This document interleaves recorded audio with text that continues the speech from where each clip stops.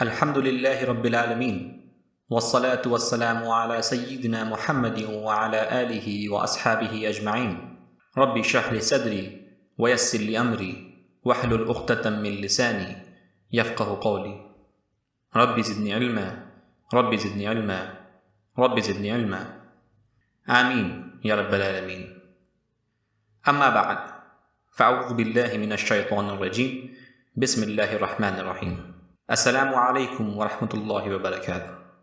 Welcome to yet another exciting course from Team CIFIA. This course content has been created under the guidance of Shaikh Mir Asadullah Qadri, and I am a member of Team CIFIA, going to be your trainer today. Together, you and I will go into this exciting journey of learning about this important concept of Sahih Iman. So, welcome aboard. Shaykh Al-Ghazali, Rahmatullah Alayh, Part 2. This course content is divided into the following lectures.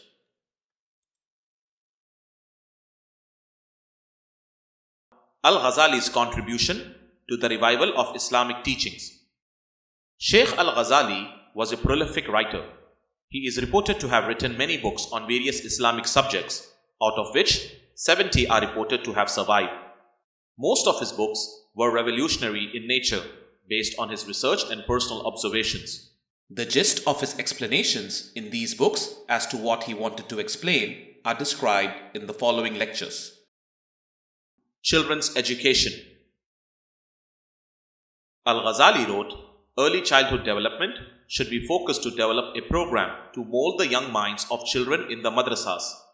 Schools are the places for socialization and development of cultural bonds between students belonging to different regions and cultures.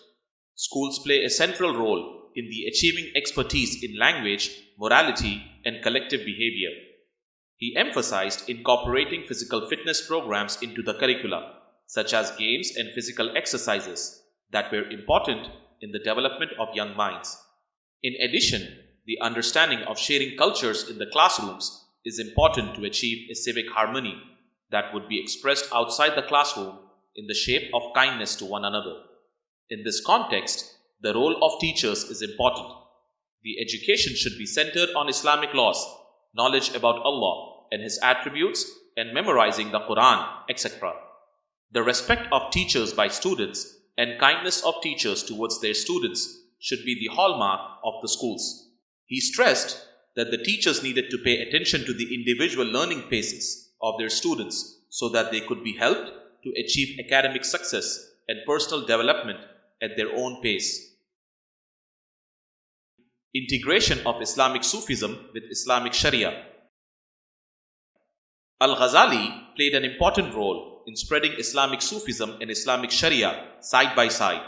He was perhaps the first scholar who tried to consolidate Islamic Sufism and the laws of Sharia together.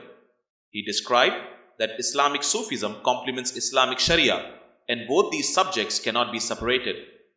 Al-Ghazali succeeded in gaining widespread acceptance for Sufism and rejection of philosophy in Muslim society.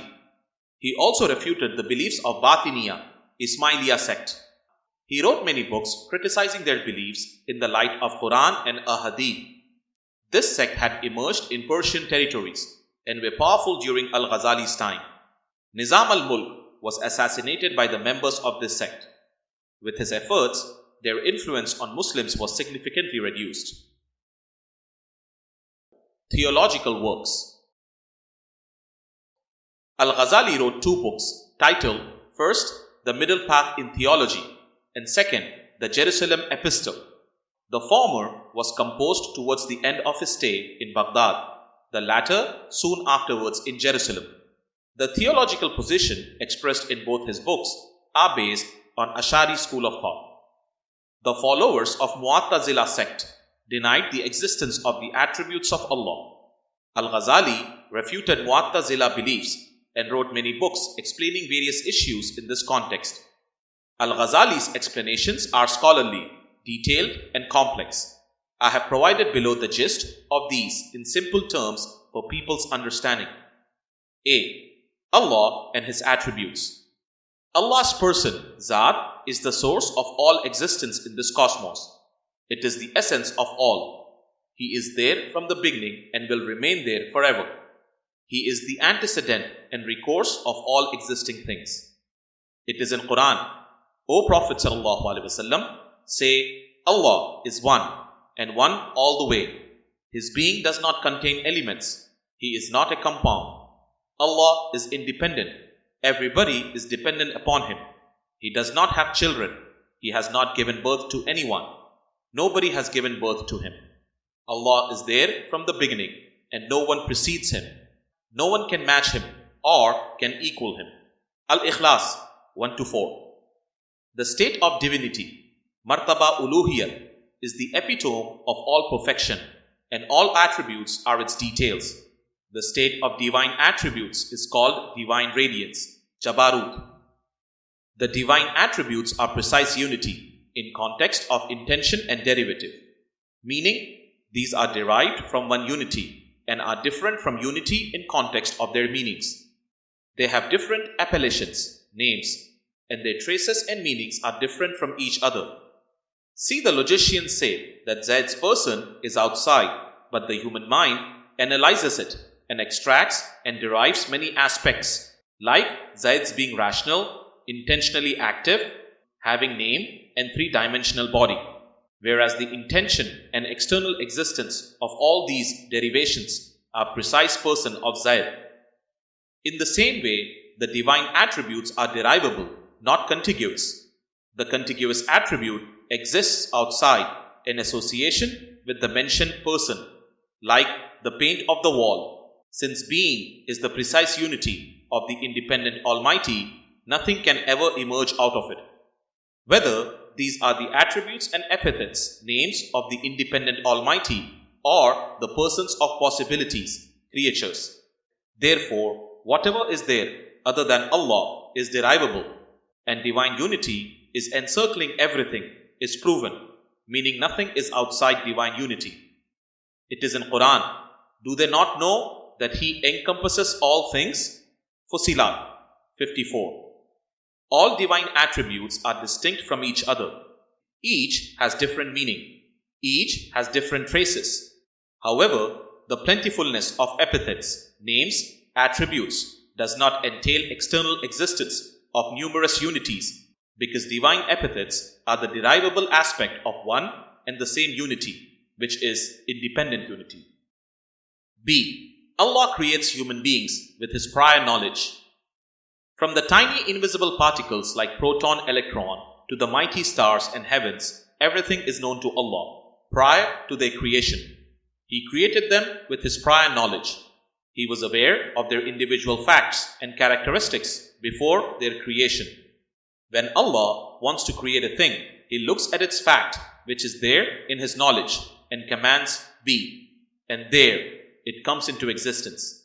This is external existence of that fact, thing. It is in Quran, a thing we want to create, we only say be, and there it is. It comes into existence. An-Nahl 40. Before the command of be, the things were in internal existence or in Allah's knowledge as individual facets or units of His knowledge. Internal or external existence, both are within the knowledge of Almighty. Nothing can come out of Allah's unity.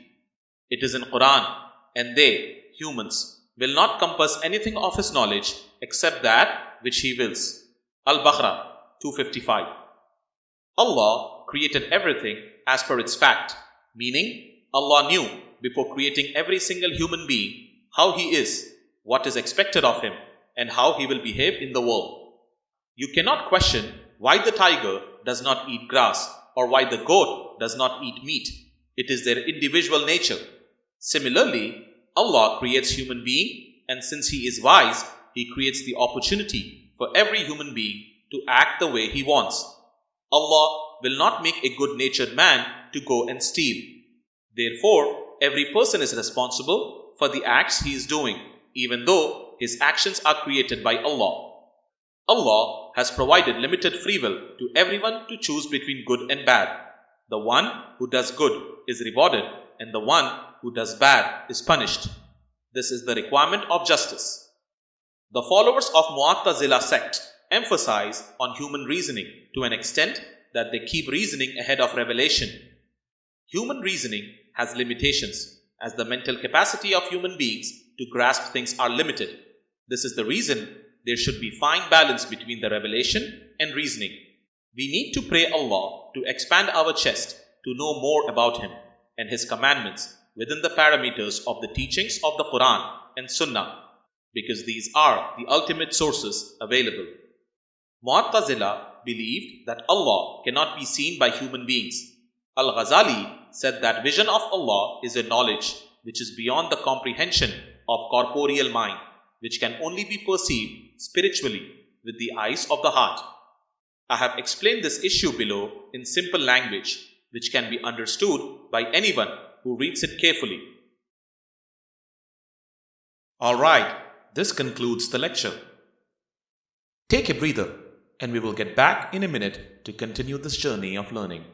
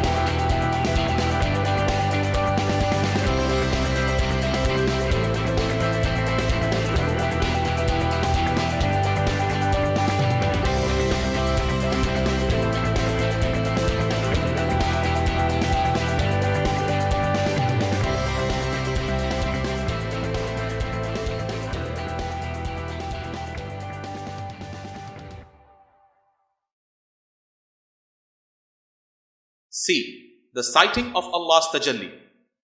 Absolute existence of Allah cannot be manifested in a shape, body, form of any kind, exclusive, divine or creature-like. Allah is free from time, place, form and composition, physical or spiritual. He does not live in a place and is not made up of parts like hands, eyes, face, etc. He is pure from the consideration of any kind of body, physical, spiritual, visible or invisible. His unity, Zat-e-Ilahi, cannot be expressed within the limitations of time, space and dwelling. Therefore, it cannot be seen by human beings from their physical eyes or the eyes of their hearts or spiritual eyes. No one can see Allah, including prophets, awliya Allah or anyone in this world or in hereafter or beyond. This is the meaning of the following Quranic verses that negate the vision of Allah. It is in Quran, nothing is like Him, and He is the seer and hearer. Ash-Shura 11. It is in Quran, people's eyes, be it physical eyes or heart eyes or spiritual eyes, cannot see Him. He sees their eyes, them. He has minute vision and is aware of everything. Al-An'am 103. It is in Quran, it is not fitting for a human being that Allah should speak to him except by inspiration, or from behind a veil, or by sending of an apostle to reveal, with Allah's permission, what Allah wills, for He is most high, all-wise. Ash-Shura 51. Whoever has seen Allah has either seen His tajalli-e-zati or tajalli-e-sifati in the shape of His creatures. When Allah reflects His tajalli-e-zati, everything vanishes and only a bright white light is witnessed. When Musa alayhi salam requested Allah to see him, Allah reflected His tajalli-e-zati on the mountain. It vanished, and what Musa alayhi salam could witness was a bright light. The reflection of tajalli-e-zati also affected Musa alayhi salam, and he went into the state of annihilation. After some time, he came back into his senses.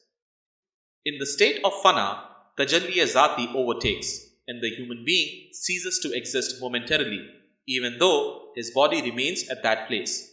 After some time, when this state is over, the human being comes back to his existence, senses. D. The meaning of vision of Allah. We believe in all Quranic verses, in all ahadith that have reached to us from authentic sources. We also believe in sayings of Sahaba the interpretations of Imams of Fiqh and Theology and our Shuyukh of Ihsan. We have also been commanded to strive to understand issues in the light of Quran and Sunnah. It is in Quran, the people who strive in our way, we, Allah, show and put them on the right path. Al-Ankabut 69. When we consider this issue, we realize that the meanings of manifestation are: first, sign; second, refulgence; third, expression; fourth, appearance; and fifth, materialization. E. What is Tajalliya Sifati? There are 99 famous names of Allah. Name is the mixture of Zat, person, plus Sifat, attribute. Allah's name is Rahman, compassionate, meaning it is the mixture of His Zat plus His attribute of compassion towards His creatures. Similarly, His name is Rahim, merciful, which is the mixture of His Zat plus His attribute of mercy towards His creatures. The same is the case with His other names, epithets of Allah. Allah likes to show His compassion, His mercy, and His other attributes to His creatures so that they see His magnificence, independence, self-subsistence, and their dependence upon Him.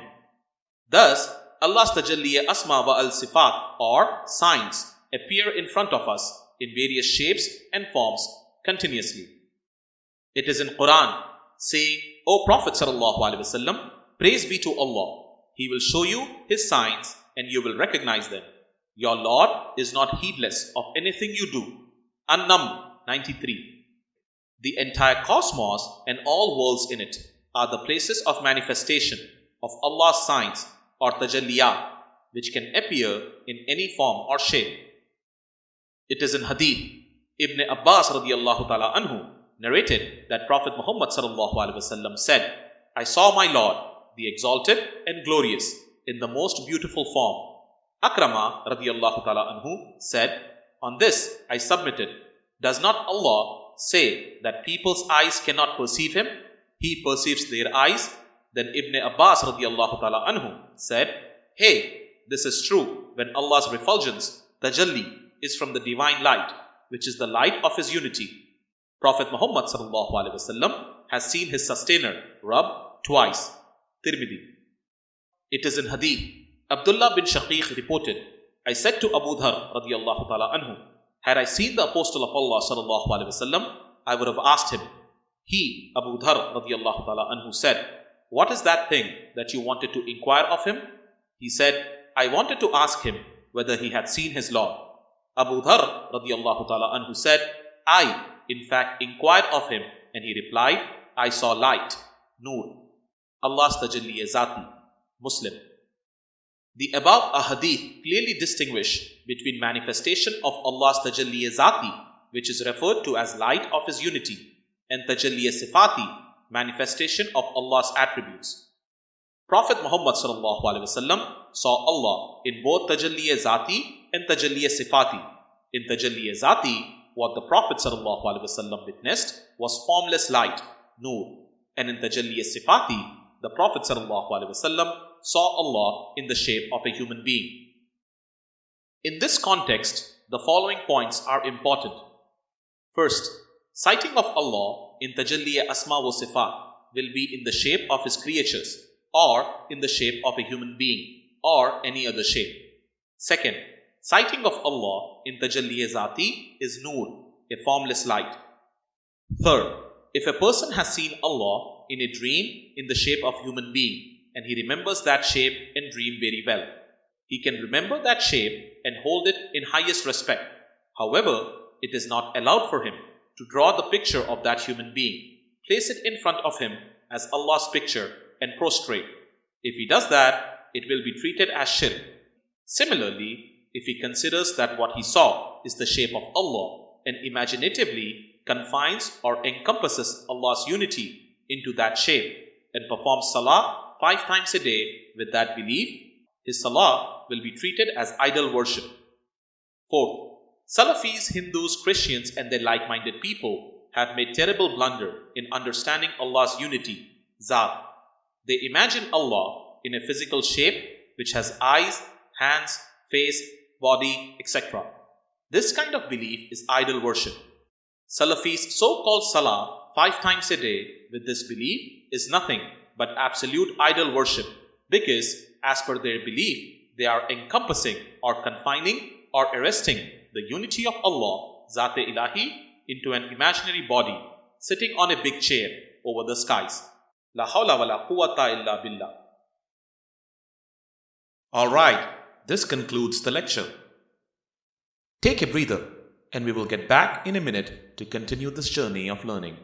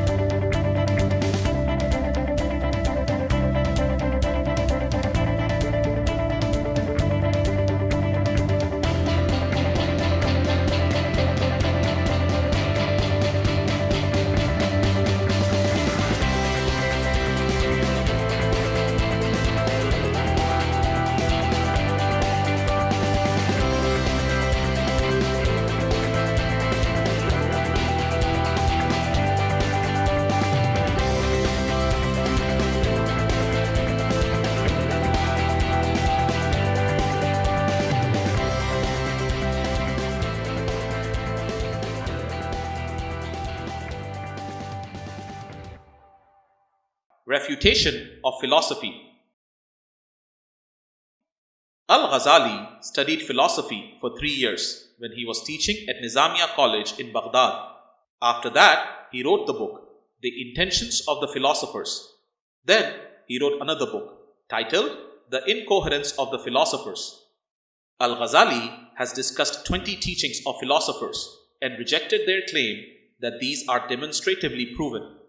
He said, none of the arguments in favor of these 20 teachings fulfill the standard of demonstration which are set by the philosophers themselves. As a matter of fact, the philosophers in his time were practicing the teachings of their founding philosophers of ancient Greece, which do not understand the scrutiny of reasoning. He wrote, the ultimate source of the philosopher's knowledge about God's nature, the human soul, and heavenly spheres are in fact the revelations given to earlier prophets like Ibrahim a.s. and Musa a.s. The information made it into the books of the ancient philosopher who falsely claimed that they gained these insights by reason alone. Al-Ghazali wrote, out of the 20 wrong positions taken by the philosophers, 17 do not pose serious problem in terms of religion, as they can be treated as bad innovations. However, there are 3 teachings from Ibn Rushd, Avicenna's philosophy, namely, first, the world has no beginning and is not created in time. Second, Allah's knowledge is limited to the collective groups of His creation, and it does not include individual human beings and their circumstances. Third, after death, the souls of human beings will never again return into their bodies. The above 3 philosophical teachings are misleading and against the Islamic Sharia, therefore are dangerous. Al-Ghazali issued a fatwa in the end of his book, The Incoherence of the Philosophers, saying that anyone who teaches the above 3 positions publicly is an unbeliever, kafir, and will be treated as an apostate, murtad. Human beings. Al-Ghazali wrote, human beings consist of soul and body, but their essence is the soul. The human soul is a spiritual substance totally different from the body. It is something divine, amre ilahi, which makes possible human knowledge about Allah. He said, the body is a vehicle or an instrument of the soul on the way to the hereafter. It has various faculties to maintain the bodily activities. When the main faculties of appetite, anger, and intellect are moderate, harmonious, and well balanced, then we find the virtues of temperance, courage, wisdom, and justice in a person. If there is excess or deficiency in each faculty, we find vicious characteristics. The fundamental cause of these deficiencies or excesses is love of the world. The purpose of Tazkiyah Nafs is to rectify these evil dispositions and come close to Allah. This means transforming the evil traits of the soul through bodily exercises by utilizing the inner relationship between the soul and the body. Some people say that Al-Ghazali has made use of the philosophical theory of golden mean or golden middle way from his study of the works of Ibn Mishkawayh 932 to 1030. But these people do not know that Ibn Mishkawayh took it from the teachings of Aristotle. The teachings of golden mean are the teachings of earlier prophets like Ibrahim a.s. and Musa a.s., which reached to these ancient philosophers from their earlier generations. But these philosophers claim that these are the results of their mental reasoning. I have written 2 books in this context which explain these issues in detail. These are important books. First, Understanding Human Self, Soul and Body, and second, Understanding Mind, Heart, Faith and Bias. Different worlds in the cosmos. Al-Ghazali has explained about the different worlds in the cosmos. These details are a little complex and confusing. For the benefit of our students, I have described these worlds below. A. The world of angels. The world of souls, Alam-e Arwa, is also termed as world of angels, Alam-e Malakut, and world of commands, Alam-e Amr. The world of souls is free from form, weight, period, and place. The creation of souls and their reaching to transcendence, Kamal, is not gradual, rather instantaneous, and in these primary attributes are compulsorily existing. The angels have 7 basic attributes: life, knowledge, will, power, hearing, seeing, and speech. It is in Quran, and our command is but an instantaneous single word, like the twinkling of an eye. Al-Qamar 50. Unlike our creation in the world of manifestation or physical world, Alam-e Shahadat, where we acquire skills and proficiency gradually, we are born, we grow gradually, and reach to the zenith of knowledge and expertise later in our old age. The creation of angels is instantaneous. It is in Quran, and our command is but an instantaneous single word, like the twinkling of an eye. Al-Qamar 50. It is in Quran. Say, O Prophet sallallahu alaihi wasallam, the soul is of the command of my sustainer, and mankind have not been given of knowledge except a little. Isra 85. Angels are of 2 types. First, who are busy in special prayers to Allah. Second, angels who are responsible for various works in the cosmos. There are 4 honorable resolute angels as follows. First, Jibreel alayhi salam is nucleus of knowledge in the cosmos. His creation is unique from other angels. He has been responsible to bring revelations to all prophets from Allah. He is the chief architect of major works in the cosmos. Second, Mikail alayhi salam is the nucleus of subsistence in the cosmos. Among other things, his major responsibility is rainfall on planet Earth. Third, Israfil alayhi salam is the nucleus of life in the cosmos. His major responsibilities include arrangements of the day of resurrection. Fourth, Israel alayhi salam is the nucleus of Allah's finiteness in the cosmos. His primary responsibility is to seize the souls of human beings when they die. There are innumerable subordinate angels who work under the above 4 resolute angels. Various assignments of angels have been mentioned in Quran. It is in Quran, who is an enemy to Allah and His angels and His apostles and Jibreel alayhi salam and Mikail alayhi salam, then look, Allah Himself is an enemy to the disbelievers.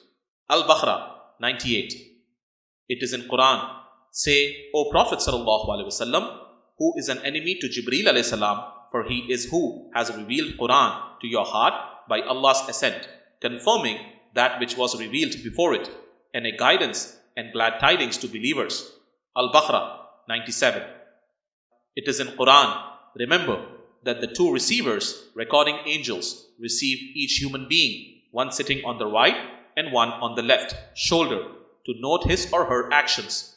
Not a word does he or she utter, but there is a watcher by him ready to record it. Qaf 17 to 18. It is in Quran, yes, if you hold on to patience and pity, and the enemy comes rushing at you, your Lord will help you with 5,000 angels having marks, of distinction. Ali Imran 125. It is in Quran, the night of Al-Qadr is better than 1,000 months. Therein descend the angels and the Ruh, Jibreel alayhi salam, on Allah's behest, with all decrees. Peace. All that night there is peace and goodness from Allah to the believers, until the appearance of dawn. Al-Qadr 3-5. Angels are responsible for works in paradise, hell, and for various works related to cosmic administration. Angels are appointed for providing comforts or torment to human beings and jinns after their death. There are various ahadith giving details of angels' assignments. Alright, this concludes the lecture. Take a breather, and we will get back in a minute to continue this journey of learning.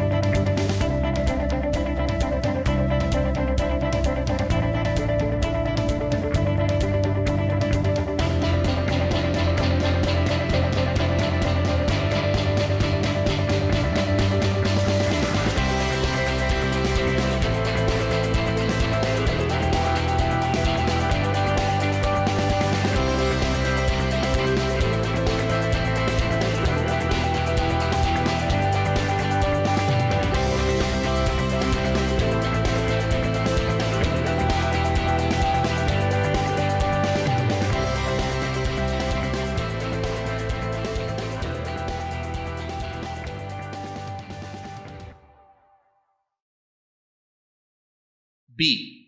The world of similitude. The world of similitude has face and form. Because of its prolongation, it seems like an abode. But that world is free from space consideration. What we see in the dreams is related to the world of similitude.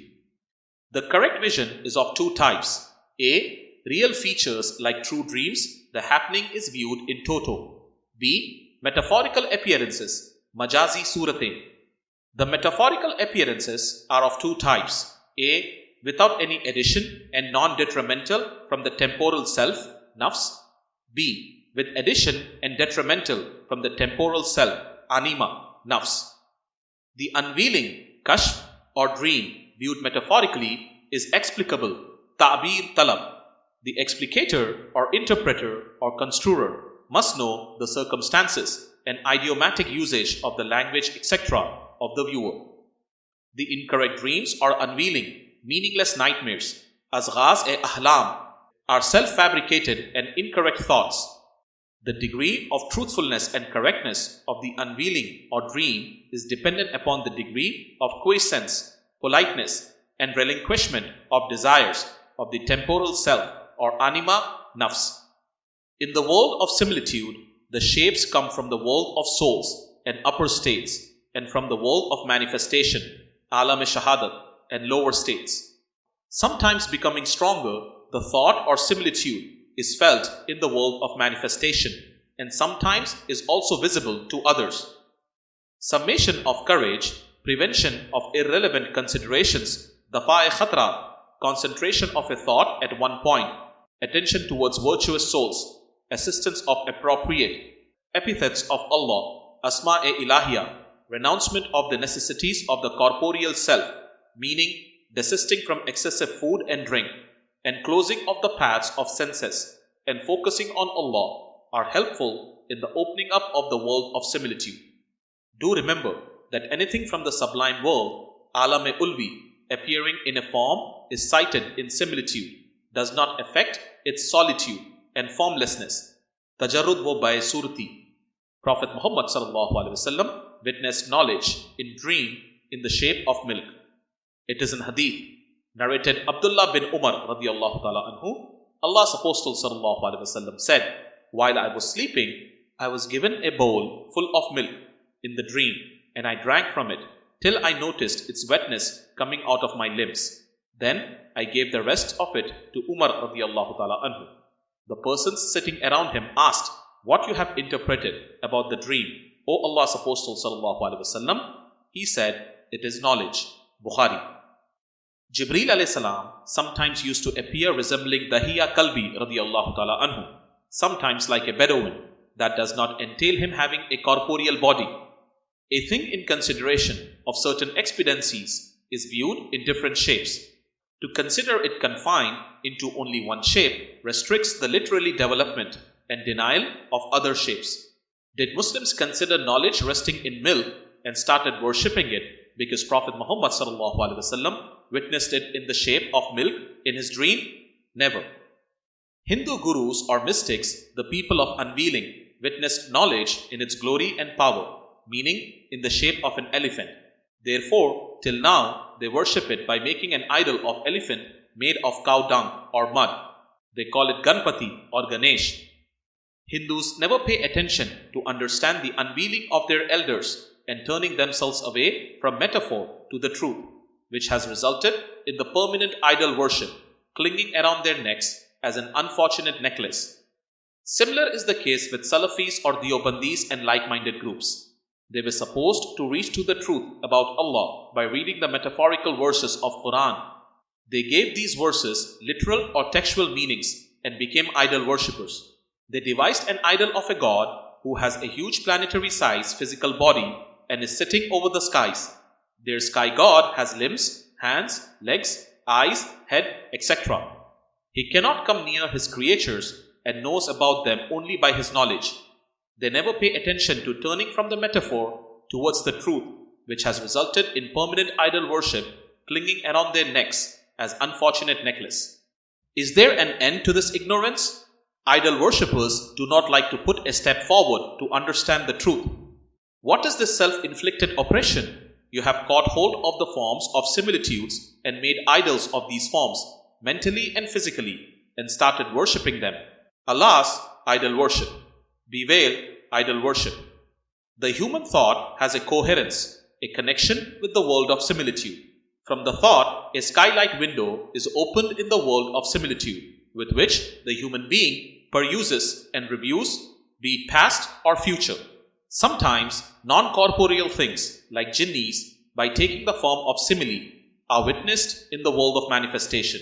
And sometimes, the human beings, by the power of their thought, become subtle and are felt at various places in the corporeal form. However, it is not necessary for everything in the heart to take the form of thought. Similarly, whatever is there in the world of angels, it is not necessary for it to come down to the corporeal and manifested form. This shows magnanimity of the world of similitude over the world of manifestation and the world of angels over the world of similitude. Over it is Allah's knowledge, and over it is the encirclement of the divine unity. Often people of incantation, non-Muslim universal Sufis or spiritualists, get in conformity with the lower stage evil souls who are in the infernal world, Alam Sifli, and they start witnessing them. Some people undertake mystic invocation, and what they see is some faraway places of this world or the world of similitude in conformity with their state, or some craftsmanship of their corporeal self. Wherever will be the lenses of your concentration and attention, the picture will come into the mirror of your thought, whether it is subtle, upper, or infernal, lower, light, or dense. C. The world of manifestation. The world of manifestation, Alam Shahadat, is also known as physical world, Alam Nasud, world of creation, Alam Khalq. In the world of manifestation, things are perceived by the outward senses. These have weight along with face and form. They are subjected to period and dwelling. They gradually reach to completeness. The previous state assists them in this world. As these things are creations, their capacities and progressions are also created and modulated. In the world of manifestation, only the present is known and witnessed. Past and future are not observed. Nothing could exist in the world of manifestation unless its existence is there in the subtle worlds, be it quintessence, characteristic, line, figure, or anything else. Alright, this concludes the lecture. Before you go, You can find more information of many other Islamic topics like the one we discussed in this course at sahiiman.com/books. Hundreds of books available explaining multiple Islamic topics up for grabs for free. So do check it out. Thank you for signing up for this course. We hope you had a great time learning about this important topic as we had preparing this course for you. See you again for another exciting learning experience at the correct Islamic Faith International Academy. Until then, it's goodbye from us at Team CIFIA.